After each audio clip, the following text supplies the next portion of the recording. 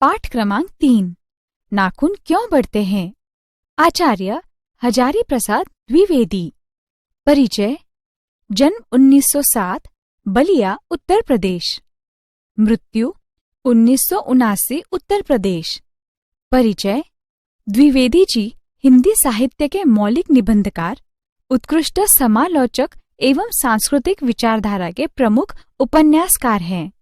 आपका व्यक्तित्व बड़ा प्रभावशाली और आपका स्वभाव बड़ा सरल और उदार था।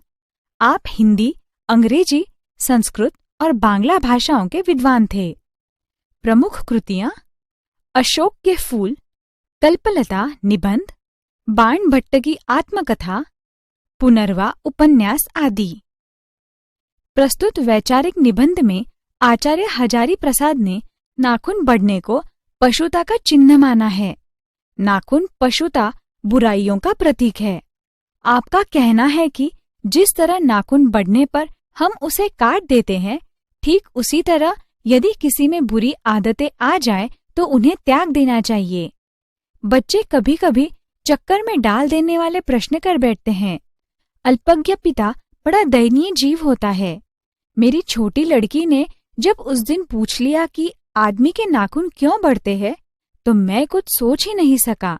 हर तीसरे दिन नाखून बढ़ जाते हैं। काट दीजिए, वे चुपचाप दंड स्वीकार कर लेंगे, पर निर्लज्ज अपराधी की भांति छूटते ही फिर जैसे के तैसे हो जाते हैं। आखिर ये इतने बेहिया क्यों है? कुछ लाख ही वर्षों की बात है, जब मनुष्य जंगली था, वन मानुष जैसा। उसे नाखून की जरूरत थी। उसकी जीवन रक्षा के लिए नाखून बहुत जरूरी थे।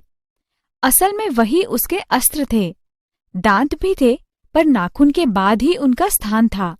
धीरे धीरे वह अपने अंग से बाहर की वस्तुओं का सहारा लेने लगा। उसने हड्डियों के भी हथियार बनाए। मनुष्य धीरे धीरे और आगे बढ़ा। उसने धातु के हथियार बनाए। इतिहास आगे बढ़ा। कभी कभी मैं हैरान होकर सोचता हूँ कि मनुष्य आज अपने बच्चों को नाखून न काटने पर डांटता है। वो रोज बढ़ते हैं। मुझे ऐसा लगता है कि मनुष्य अब नाखून को नहीं चाहता। ये उसकी भयंकर पार्श्व वृत्ति के जीवंत प्रतीक है।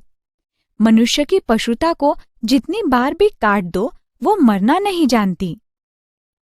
अगर आदमी अपने शरीर की, मन की और वाक की अनायास घटने वाली वृत्तियों के विषय में विचार करे, तो उसे अपनी वास्तविक प्रवृत्ति पहचानने में बहुत सहायता मिले।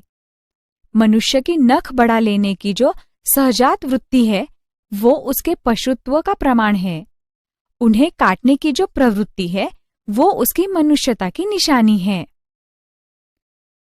मेरा मन पूछता है, मनुष्य किस ओर बढ़ रहा है? पशुता की ओर या मनुष्यता की ओर?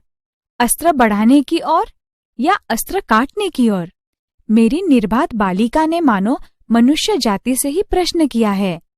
जानते हो नाखून क्यों बढ़ते हैं? ये हमारी पशुता के अवशेष हैं।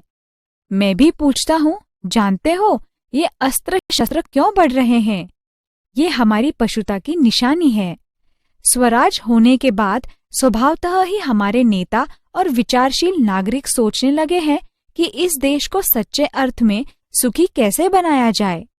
हमारी परंपरा महिमामयी और संस्कार उज्जवल है, क्योंकि अपने आप पर अपने आप द्वारा लगाया हुआ बंधन हमारी संस्कृति की बहुत बड़ी विशेषता है। मनुष्य पशु से किस बात में भिन्न है? उसमें संयम है, दूसरे के सुख दुख के प्रति संवेदना है, श्रद्धा है, तप है, त्याग है। इसलिए मनुष्य झगड़े टंटे को अपना आदर्श नहीं मानता। गुस्से में आकर चढ़ दौड़ने वाली अविवेकी को बुरा समझता है। वचन, मन एवं शरीर से किए गए असत्याचरण को गलत मानता है। ऐसा कोई दिन आ सकता है जब मनुष्य के नाखूनों का बढ़ना बंद हो जाएगा। प्राणी शास्त्रियों को ऐसा अनुमान है कि मनुष्य का अनावश्यक अंग उसी प्रकार झड़ जाएगा जिस प्रकार उसकी पूंछ झड़ गई है। उस दिन मनुष्य की पशुता भी लुप्त हो जाएगी। शायद उस दिन वो मरणास्त्रों का प्रयोग भी बंद कर देगा। नाखून का बढ़ना मनुष्य के भीतर की पशुता की निशानी है, और उसे नहीं बढ़ने देना मनुष्य की अपनी इच्छा है, अपना आदर्श है। मनुष्य में जो घृणा है, जो अनायास बिना सिखाए आ जाती है, वो पशुत्व का द्योतक है।